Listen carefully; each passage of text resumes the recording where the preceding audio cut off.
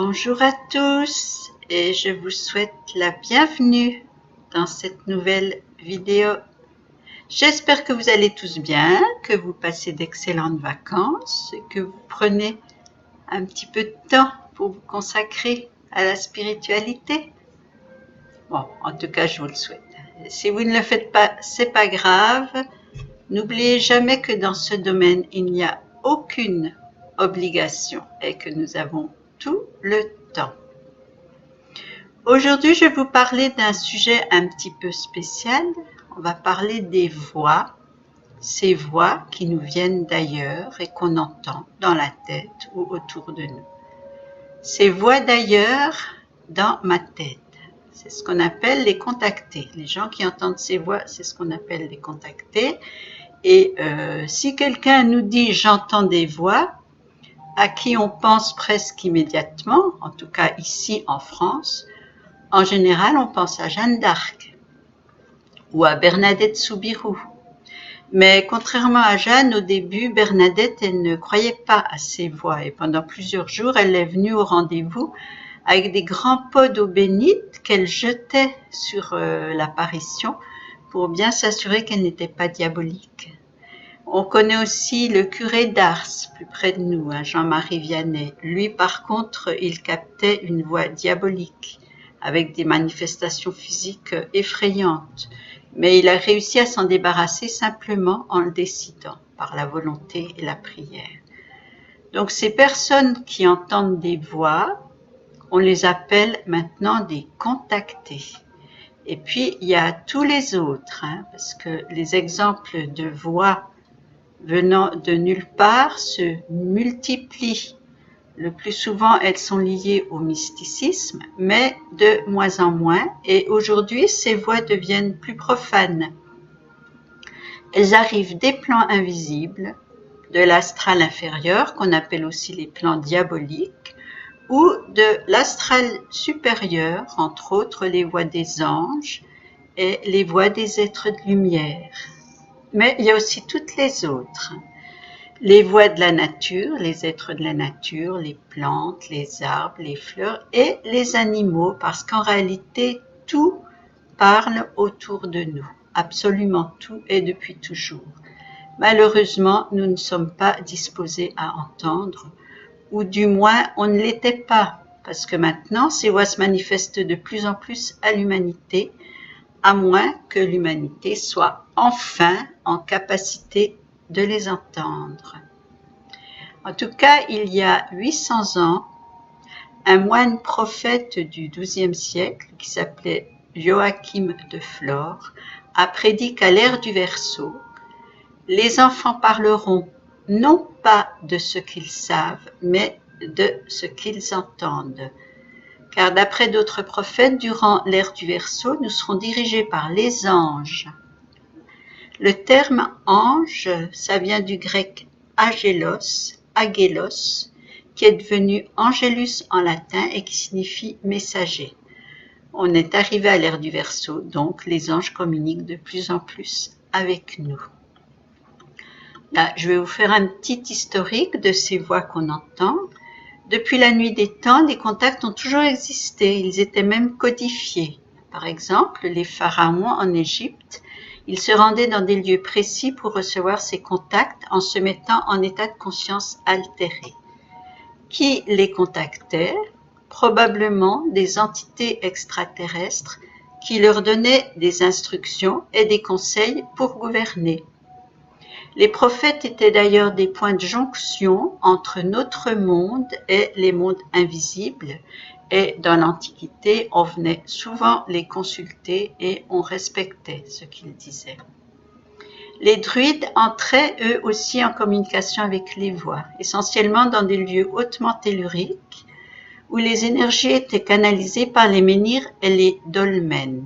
Menhir, dolmen, men, ça signifie pierre, ir signifie lever ou debout, et dol signifie coucher. Donc le menhir est la pierre levée et le dolmen est la pierre couchée.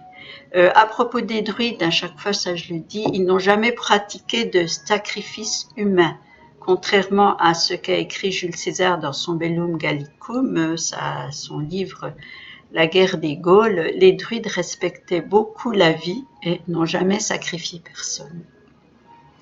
Ensuite, dans la Bible, c'est très courant, voire normal, d'entendre des voix.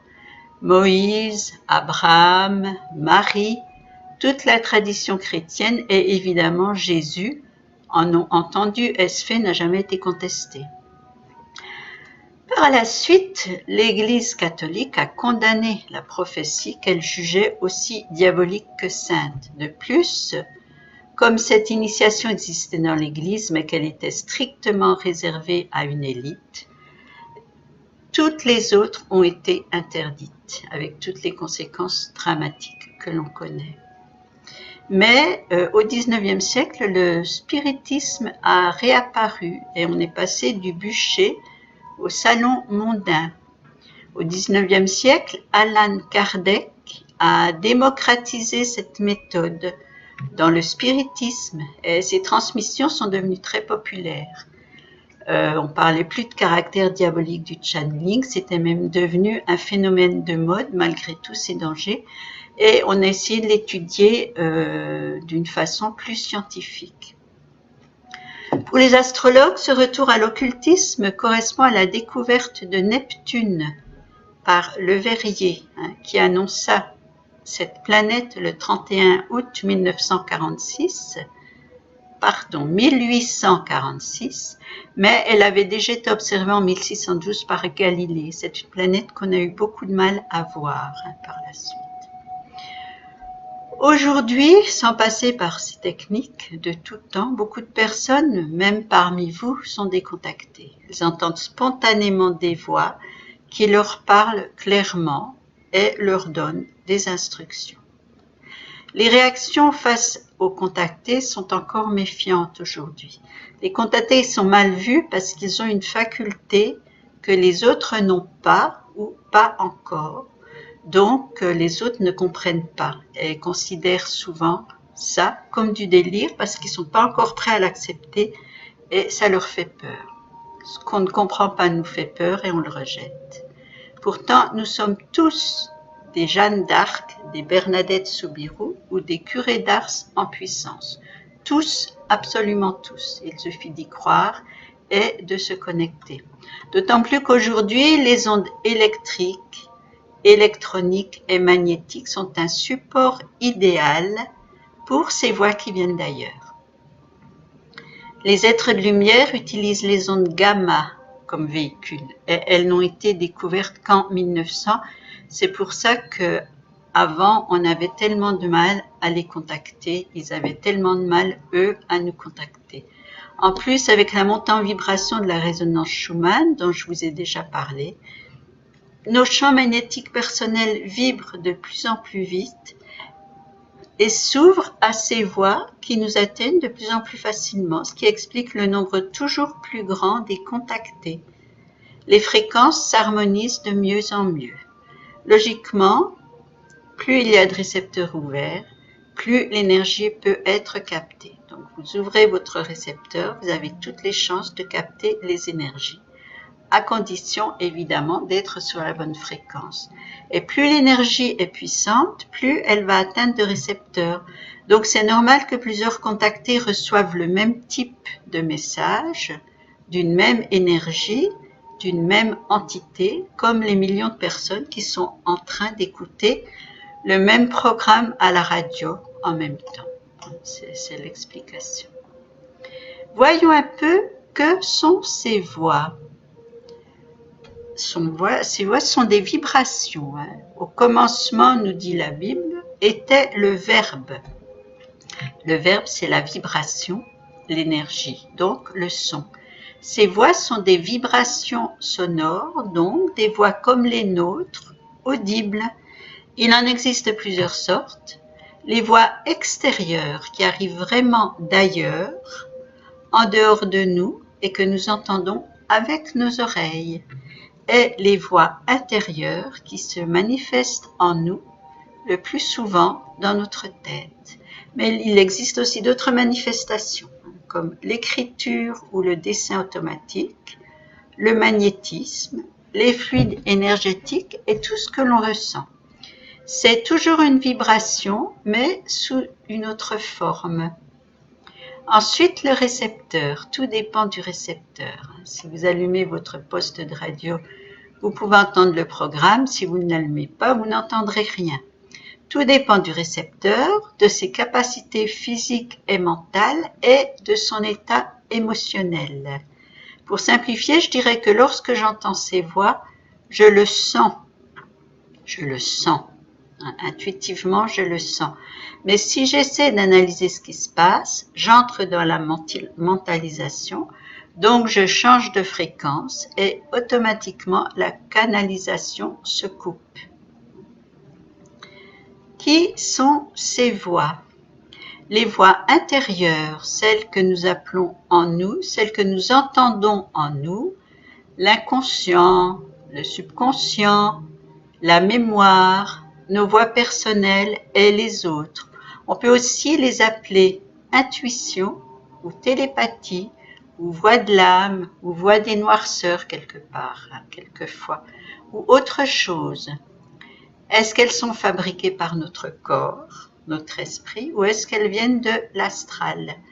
Je pense qu'il y a les deux, j'en parlerai plus tard.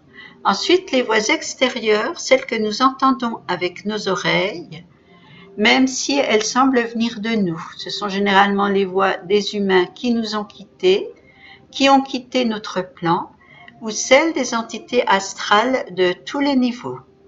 Elles ont souvent un timbre très spécial parce qu'elles n'ont pas, ces entités n'ont pas de corde vocale ou pas les mêmes que nous. Ensuite, il y a les voix des animaux. De plus en plus de personnes communiquent avec les animaux. D'ailleurs, j'invite ceux qui le font à parler de leur expérience, s'ils le souhaitent. Vous pouvez laisser un petit message sous la vidéo pour nous raconter comment ça se passe, comment vous entendez ces voix, ce qu'elles vous disent et surtout ce que vous en faites, ce que ça vous a permis de découvrir. Et les voix de la nature et du monde végétal, les devas, les élémentaux, les plantes, les arbres, certains sont très bavards et ne manquent pas d'humour. Même une pierre peut vous parler, un cristal peut vous parler. Il suffit de vous brancher sur sa fréquence.